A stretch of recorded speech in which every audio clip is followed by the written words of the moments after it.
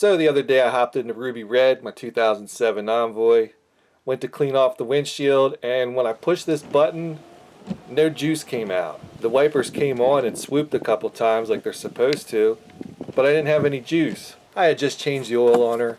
I know I topped off the washer fluid, but I checked it just to make sure, and sure enough, she's full. I even went and checked the fuse for the windshield washer pump, and it's good. What does that mean? Well, it's time to learn how the windshield washer pump works in this thing. Now, the way the windshield wipers work is part of a much, much bigger project. Look at this thing. It's fucking complicated. This is a very, very horrible drawing of a windshield wiper motor. Noted here is the 24 and the 20-inch wiper blades. Inside the wiper motor, there's logic. It's smart. So what it does is... Fortunately, I have a backup pink pencil for just such an occasion. So what it does is, it sends power to the turn signal or multifunction switch, the thingy that sticks out the side of your steering wheel. What the multifunction switch sends back to the windshield wiper motor is a variable voltage depending on switch position. And I'm just going to use pink again because why not? Now, based on the voltage that's received at the windshield wiper motor, it can make the wipers go on high, low, intermittent, but it can also send a signal to the windshield washer relay to turn the relay on. Now, the signal that it sends is a ground. So from fuse 9, which of course we did check first, it's going to put power to 2 pins of the relay. So when Mr. Fancy Logic here grounds this wire, the relay turns on, and then power goes to the windshield washer pump. There's also a ground there. Now let's review what's going on. When I turn the switch forward, the wipers do their swoops a couple times. That tells me that the circuit from the turn signal or multifunction switch up to the windshield wiper motor are okay. I also know that fuse number 9 is good. So I've got a couple choices here. I can access the windshield wiper motor and test the wire going from the windshield wiper motor up to the windshield washer relay. I can test the windshield washer relay circuits, or I can test the pump. Now, because the pump is the easiest thing to get to out of all this, that's what I'm going to do. Now, another reason I want to do this test right at the pump first is because I know that there's been dickery going on as far as the wiring in Ruby Red. Throw up a little picture here. I had one of the right front marker lights go out, and when I went to just do a simple bulb swap, I saw all this. I had to correct this mess. So I know at some point in Ruby Red's history, she's had some fuckery. That's why I want to go right to the pump. By back probing the connector to the washer pump and seeing if those circuits will turn on my super test light, I'll be able to tell if I don't have power, I don't have ground, or I just have a bad pump. So if you're standing in front of the truck, you look down here to the left, you're going to see both of the washer pumps. The one on the right is for the front, the one on the left is for the rear. Now, for clarity, I took all this crap off of here just so you guys could see the full washer bottle as well as the pumps. I was able to fit my hand down in there and do the pump swap. If you've got to take all this crap apart, I won't hold it against you.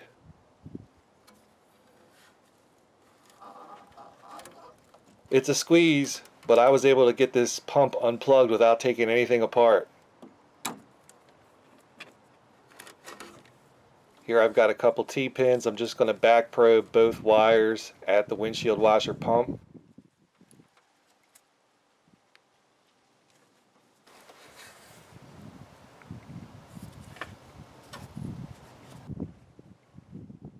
These wires loop around and are connected to a sealed headlight.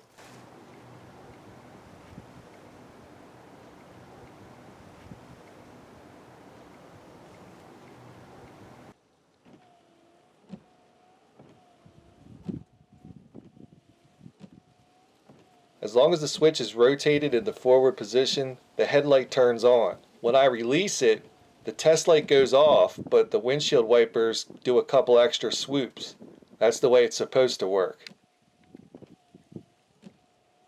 What that did is it told us that every part of this circuit's working. It was a one-shot deal. Within a few minutes, I knew what the problem was. It was just a bad pump. Going to go ahead and unplug these test leads. It looks like we're going to have to put a new washer pump in Ruby Red. Fortunately, I keep one of these on the shelf. Actually, no, I don't. I just got it from Amazon. This is not meant to be a windshield washer pump replacement tutorial. The return window for returning this thing if it was bad was about to close. It was Sunday. I did everything kind of not by the book. I let all the fluid drain out everywhere. I had to use a pry bar to get the stupid rubber hose off. The important thing was understanding how it works and how to test the circuits at the pump. You know what I'm saying? But I did pop a new grommet on it. I've had bad luck by skipping this step and just using the existing grommet, you know, with pumps leaking after replacement. See, I've got the new grommet in there. Should have used this angle from the beginning. You can see Ruby Red's got some cosmetic damage.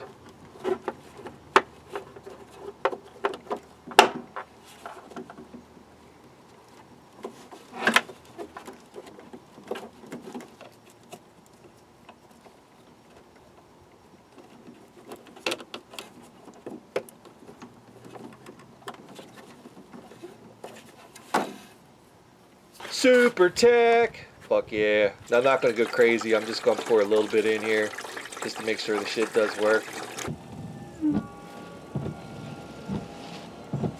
I missed a good opportunity to do a clickbait title as far as making her squirt or something like that. Oh well, maybe next time. I'll just go ahead and top her off.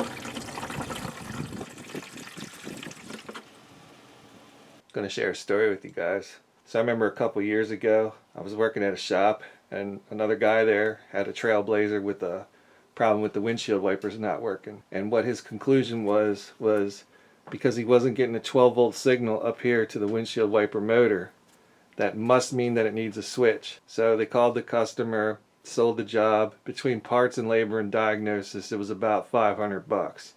And when he replaced the switch, guess what? The windshield wipers still didn't fucking work because he didn't take the time to see how all this crap worked. Now, in other stories like this, you know, if the guy really did go all out and something happened and he ended up being wrong, I wouldn't make a big deal about it. That was his approach to everything.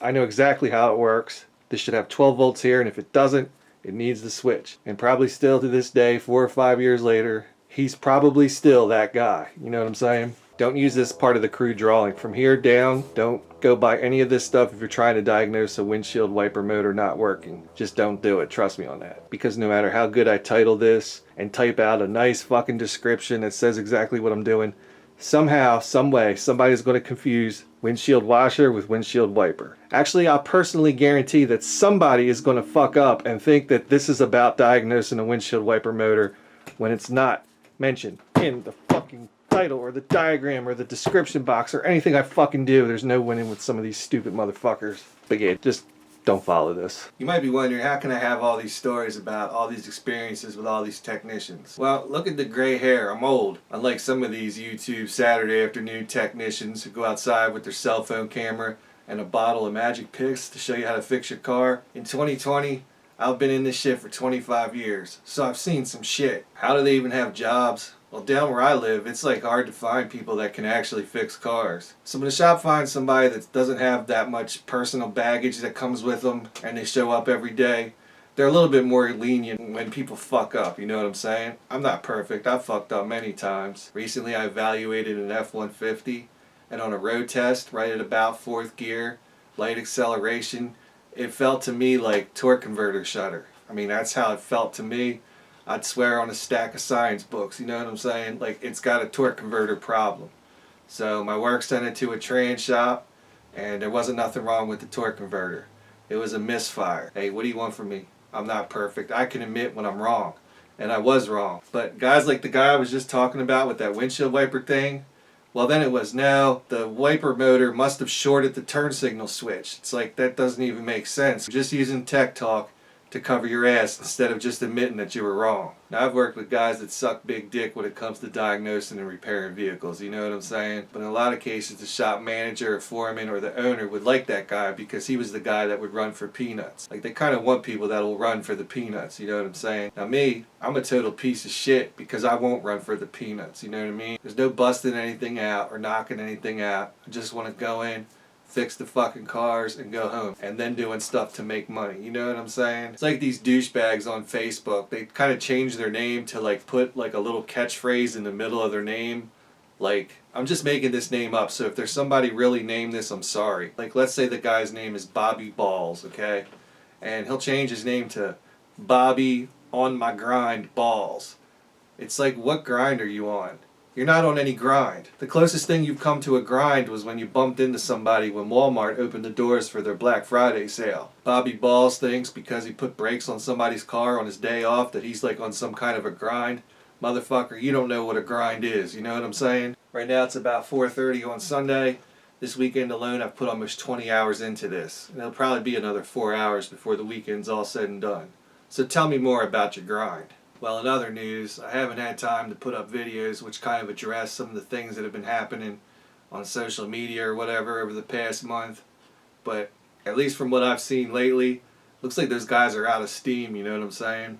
I think the 7 inches of OC is what got this thing started because I insulted their precious website. I don't need a website to fix my trucks, and I don't need a website to do this, you know what I'm saying? All I know is these motherfuckers wanted to quote my content without giving credit to where it's due. I knew that if somebody asked the right technical questions, that the solutions aren't easily searchable on the internet, that those guys wouldn't have a clue what to do. You guys have failed my test, and the only thing you've proved is that you're copy and paste internet technicians. I'm not going back into any of that social media bickering, you know what I'm saying?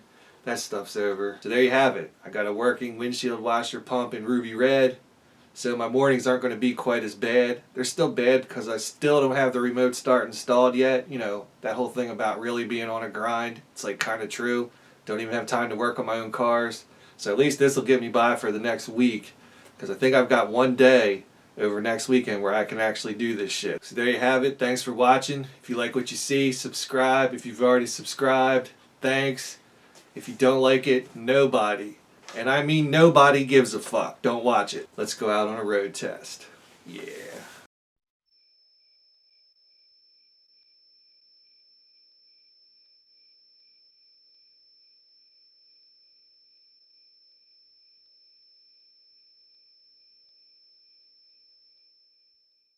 Hello party people, welcome. Today we have an 11 Silverado. It is hot as fuck out here. Fortunately, not that hot inside the truck, so that's nice. Nope. This is why I drive these trucks down Clunks Ever Bumps Boulevard, just to see how bad the clunks are. Hey, you know what? Fuck this truck. Alright, so I have to hold my camera here like our ancestors did back in the day. Chevy wasn't keeping me in mind when they designed the dash in this truck, so fuck them. Anyway, today I want to talk to you guys about pedestrian safety. So, whenever there's a rash of pedestrian-related accidents here in Delaware, the Delaware State Police will release a set of tips to the public, you know, to increase pedestrian safety and, you know, hopefully avoid, you know, pedestrian versus car accidents, because it's a terrible thing. You know, they'll say things like, you know, if you're walking at night, you know, you want to carry a light. Actually, I think that might be a law, but don't quote me on that. Wear reflective clothing, you know, always cross the street in crosswalks. Well, I'm going to offer you guys my version of the pedestrian safety course. Rule number 1, stay out of the fucking road. Okay, congratulations, you have just passed my pedestrian safety course. Your certificate will be in the mail within the next 6 to 8 weeks. Why is it important for me to tell you guys my pedestrian safety course? Because I almost hit somebody today. Look, I'm just riding down the road, minding my own fucking business, and I almost hit a pedestrian. These Sussex County back roads, if you guys have seen on my road test videos, there's no shoulder, there's no sidewalk, there's not really anywhere for people to walk except the road. But you shouldn't do that because, like my pedestrian safety course says, stay out of the fucking road. So I'm riding down this road, well, not this road, I was riding down a very similar road because they all kind of look the same. Dude, there's oncoming traffic coming in the other lane. There's nowhere for me to go except stay on the fucking road. So this he, she, it, whatever, you know, spins around, gives me the finger, was yelling something. I don't care. I'm not the one that almost got hit by the car. That could have been avoided, you know, had they just, you know, stayed off the fucking road. I get it. You know, I really do get it. It was like 95 degrees at, you know, 8:30 in the morning. There was a disabled vehicle probably 3/4 of a mile away from where this incident took place. So chances are that was her car that was broke down, and she's mad because it's hot and she's walking. She won't walk in the fucking grass. That part I don't get. Stay out of the fucking road. Oh, you don't want to get your shoes messed up. Stay out of the fucking road. Oh, it's hot. Stay out of the fucking road. Watch out for pedestrians. No, stay out of the fucking road. I can't believe that I have to give this kind of safety course, but then again, I can't believe the Delaware State Police have to do it whenever there's a series of pedestrian-related crashes. I mean, fuck. Now some of these people, they have it coming. They're wearing all dark. They're not crossing in a posted crosswalk. They're probably more than likely under the influence of something. And I know it's kind of fucking fucked up to say, just to make assumptions like that, but chances are, how the fuck do you not see a car coming? But I guess it is possible to misjudge how fast a car is traveling when you're impaired. So, whatever. I'm sure that first responders hate going to those types of crashes, vehicle versus pedestrian. It's gotta suck. My condolences to anyone ever affected by that shit. But if you're too stupid to stay out of the fucking road, you kind of deserve it. Oh no, the grass is really tall right here. If I was a pedestrian, guess what? There's a car coming. I'm getting out of the fucking road. I don't know why people have such a hard time following that. I really don't. I also don't know how I've not really evaluated anything on this car. That's right, because I'm talking to you guys. Well, thanks a lot, you guys. Now I might overlook something that's wrong with this Silverado. Sell another customer a bad car. Well, I guess that concludes my lecture for today. That's pretty much it. Stay out of the fucking road.